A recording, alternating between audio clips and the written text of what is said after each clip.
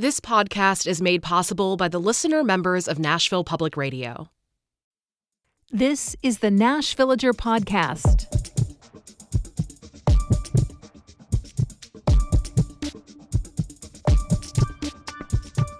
It's October 2nd, 2024. 1 week ago today, Middle Tennessee sent swift water rescue teams to the Florida Panhandle, gearing up for the impending landfall of Hurricane Helene. And now assistance efforts are running in the other direction. Florida is sending search and rescue experts, damage assessment teams, specialized vehicles, and communications equipment up to East Tennessee and North Carolina, where that same storm system created devastating flash floods. I'm Nina Cardona, and this is your daily digest of what's happening around Middle Tennessee from Nashville Public Radio, WPLN News. In a lot of ways, the United States is a collection of 50 almost nations. Each state has a fair amount of independence for what's essentially a governmental subunit. Sometimes that's great for tailoring how things work to the specific needs of a particular population. And sometimes it leaves a state high and dry to take care of really difficult situations. As this American experiment has evolved over the last 200 plus years, we've adjusted how much of a role the federal government plays in filling in the gaps or creating uniformity. But we've also grown in terms of how states directly share and help each other. This week's emergency assistance is a prime example. In 1992, a devastating storm hit Florida. Hurricane Andrew was huge.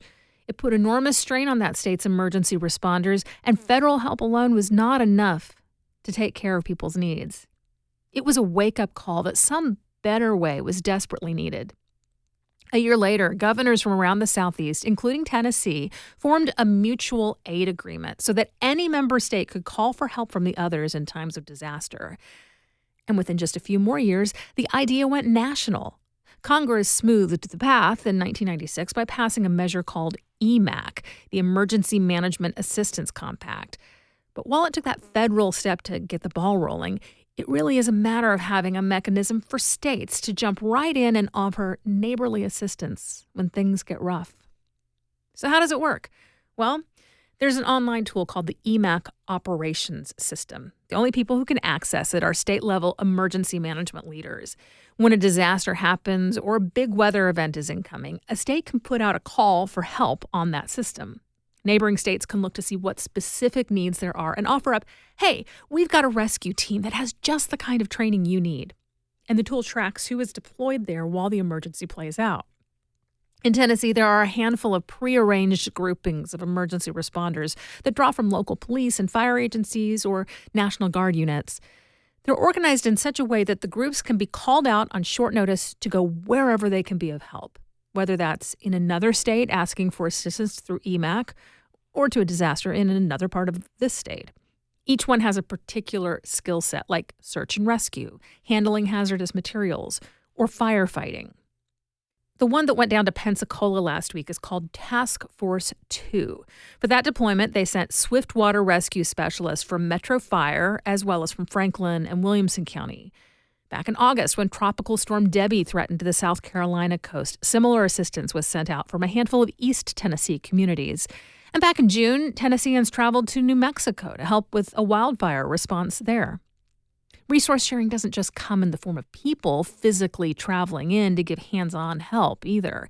Mack is also used to coordinate resource sharing, like making sure a place with a lot of injured people gets enough donated blood from nearby states. And at times, folks might get online to help with the back office tasks involved in coordinating the emergency response. And right now, the teams responding to Hurricane Helene's aftermath come from all over. There's an incident management team from New York, search and rescue experts from Pennsylvania, Michigan, Kentucky. Texas sent a load of generators. The list goes on. At the risk of giving you a High School Musical earworm, it really is true that we're all in this together. In just a few minutes, we'll hear about a festival that draws Nashville's wide-ranging ethnic and cultural groups together each year. That's on this week's edition of What We're Wednesday, coming up after the newscast.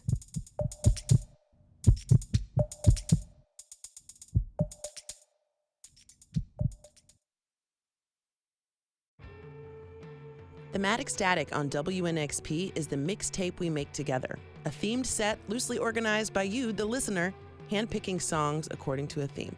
Airing first Thursdays at 9 a.m. and again Saturdays at 9 a.m., Thematic Static plucks your requests from the socials at WNXP Nashville and by voice memo at 615-320-9100. Thematic Static, the mixtape we make together, supported by United Record Pressing, only on WNXP. Here's the latest from WPLN News.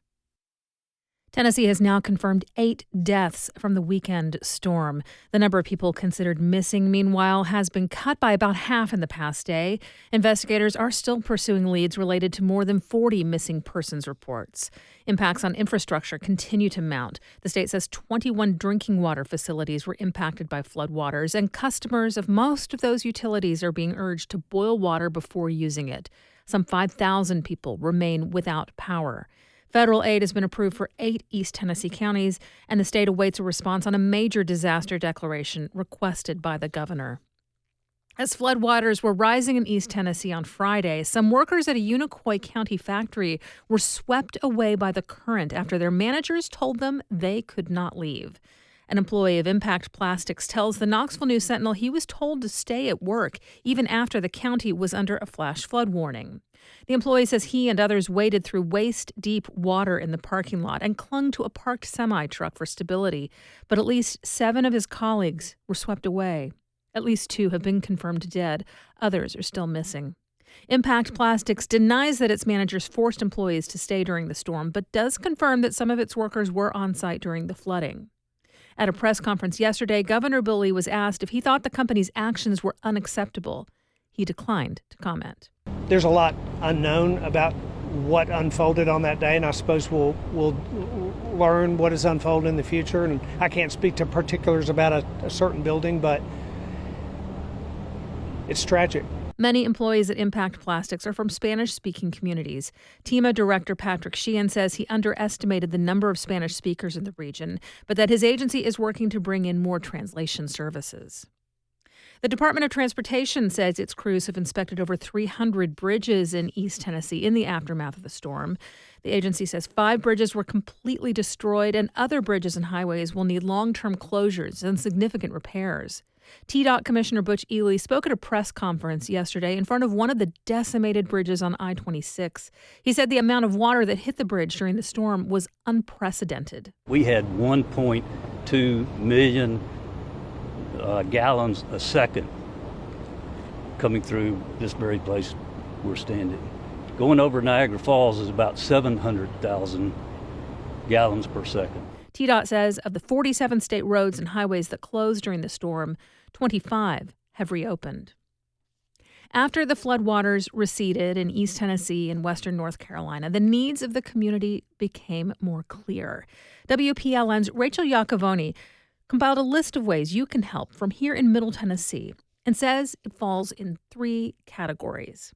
There's the obvious places to give in disaster relief: the American Red Cross, the Salvation Army, United Way, and GoFundMe, which has collected the verified fundraising campaigns in one place on its site.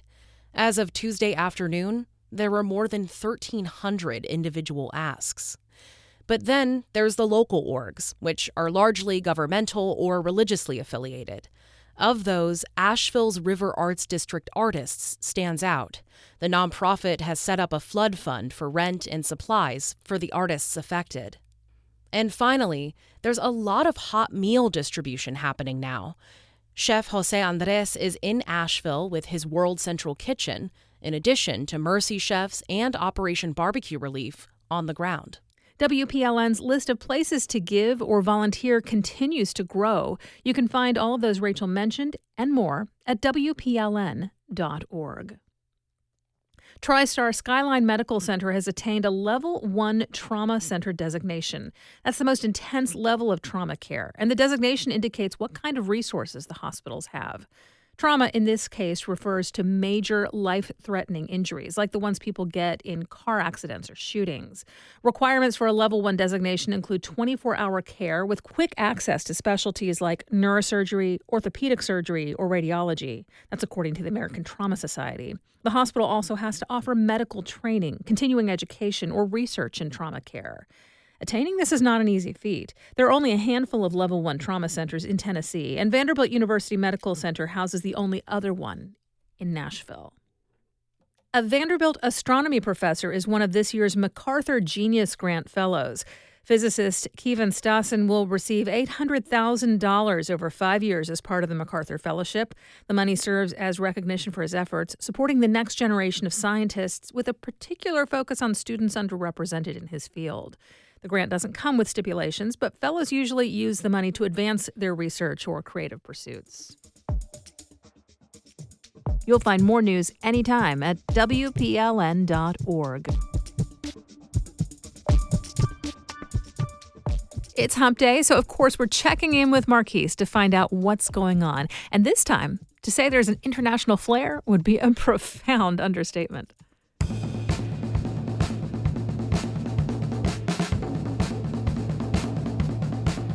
I'm Marquise Munson here with another edition of Nashville Public Radio's What Were Wednesday, keeping you up to date with the happenings in Nashville this week. Starting with tonight, WNXP presents La Luz at the End, and Charlie XCX is at Bridgestone Arena.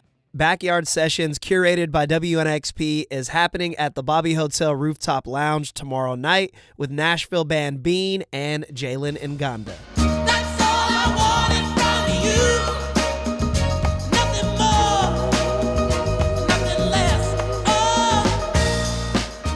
Further WNXP Present shows this week include Horse Jumper of Love at the Blue Room on Friday, Sprints at the End on Saturday, and Home Shake on Tuesday back at the Blue Room. Additional music opportunities range from Sun Little at Exit Inn and Kuko at Brooklyn Bowl to Remy Wolf at Marathon Music Works. For more events, head over to WNXP.org/events. I am way to work again.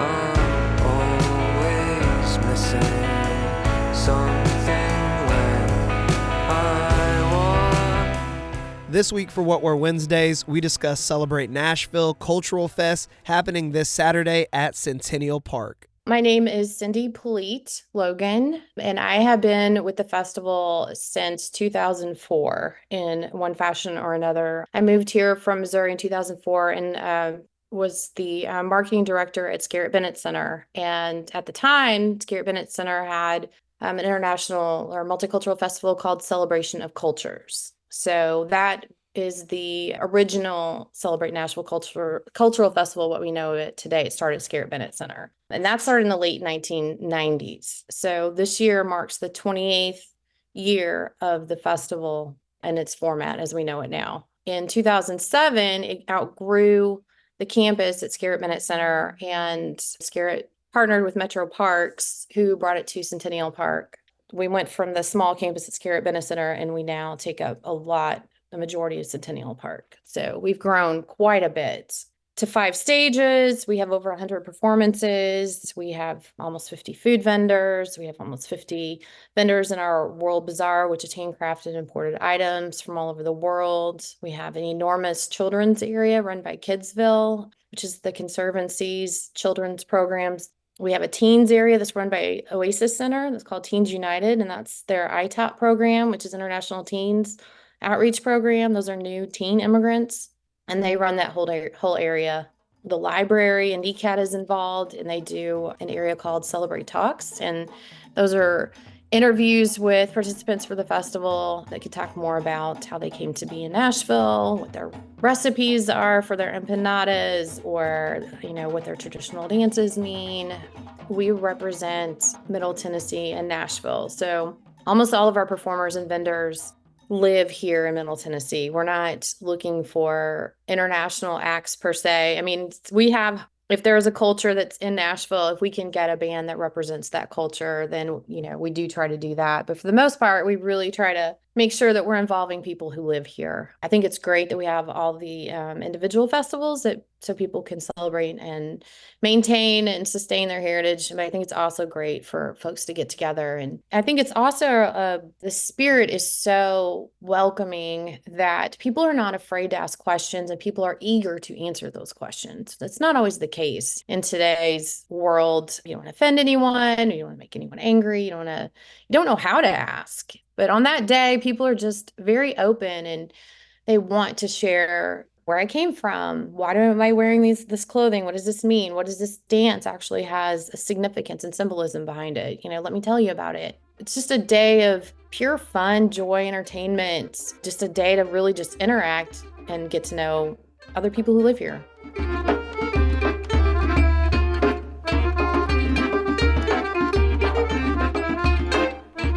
I think the beauty of a festival is it can meet you where you are on your journey. Maybe you just want to go to the park on a nice fall day, and just be outside, and you can do that. Maybe you want to try new food. We have that. Maybe you get to hear some music that you never heard or an instrument that you've never seen before. I think it's all about connection. And one thing for me, I have a 9-year-old, and one of the things that I loved is when I brought her when she was very small was that she gave her an opportunity to play with somebody in a sandbox that didn't look just like her. It starts at a very young age, at a very simple interaction, experience, connection. And I think those just quiet, non-assuming moments are huge later on in life. It creates room for you to be open to more possibilities or just to more learning or empathy down the road. For more information on Celebrate Nashville and other events happening this week, visit WNXP.org. My name is Marquise Munson, and thank you for listening to another edition of What Were Wednesdays.